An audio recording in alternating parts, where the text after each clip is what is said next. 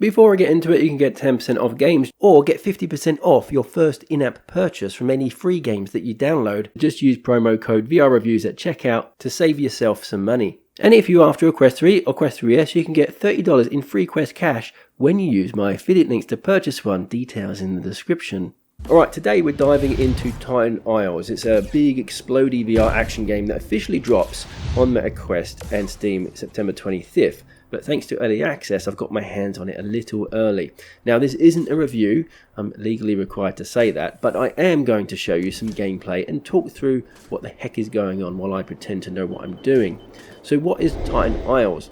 Well, it's about you and possibly 3 other friends taking on a bunch of angry robot monsters whilst traversing a bunch of floating islands. So let's get the obvious out of the way. No, it's not the prettiest game in VR, but for me that's fine, because what Titan Isles lacks in graphical flex, it makes up for with sheer scale and this kind of holy crap, did I just triple jump over this massive canyon kind of excitement and energy. Now you pick from 4 different difficulty levels up to legendary. I stayed on normal because I'm weak, but the harder you go, the more upgrade points you earn, so there is some incentive to go a bit harder with the difficulty level. There are also multiple routes you can take through the stage, which adds a bit of variety. And your robot companion that you see flying in the footage, they help guide you and make some funny comments and also progress the story. There is a story here. The story goes that ages ago there was this great war and you were locked in stasis, so you were kind of spared from the fight and the devastation around you. But then you eventually wake and find your home to be a very different place filled with these metallic bad guys. Now beyond that, I can't comment much on the story because I've only played the first stage, but just to let you know, there is a bit of a narrative here and it seems quite interesting. Now each player picks one of 4 exosuits, which are kind of like these mech suits that all have unique traversal and combat styles. Now I started with the blink suit.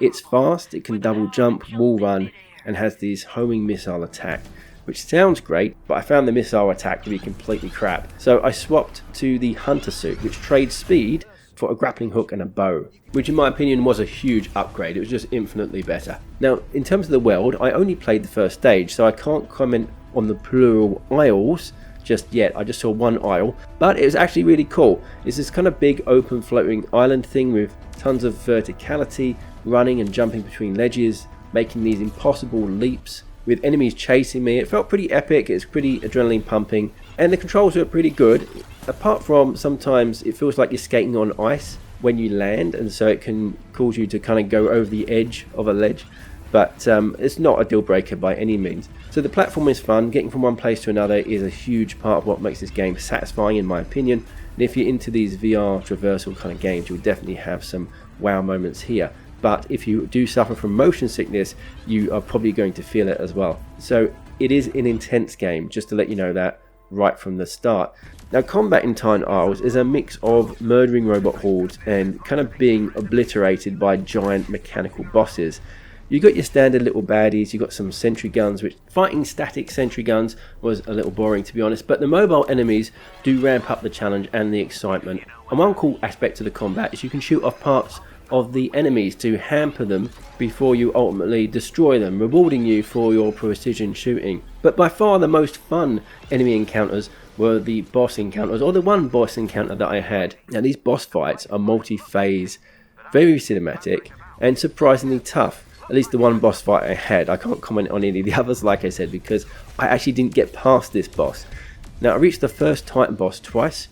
The Titan boss also killed me twice, and you have to shoot off its armor piece by piece to expose its core, and then I think you can destroy it after that, although I didn't get that far, as it kept turning to face me, so it's very hard to hit the weak spot around the back. Now on normal difficulty, this thing handed my ass to me over and over again, but I imagine in co-op it might be a bit easier since you can flank the boss and expose its weak points from both sides. Or you can just let your friend take all of the flak while you shoot it in the back. That's true friendship. Now I did play solo, but Titan Isles, like I said, does support full co-op with crossplay between Quest and Steam VR with up to 3 friends. So if your friends are playing on different headsets, you can still team up and take on the challenge of the game together. Now there are also competitive modes too, like racing, collection sprint and target rush. All these time challenges that test how fast and accurate you are. Now I didn't try them because I was too busy getting my ass handed to me by that boss, but I can imagine it's a whole lot more fun in co-op and it would probably cause some arguments over who chooses what suit, as I feel some are clearly better than others. So that's it really for my quick, slightly chaotic look at Titan Isle. Again, not a review, not allowed to review it until the 25th, but that's about 2 hours of gameplay.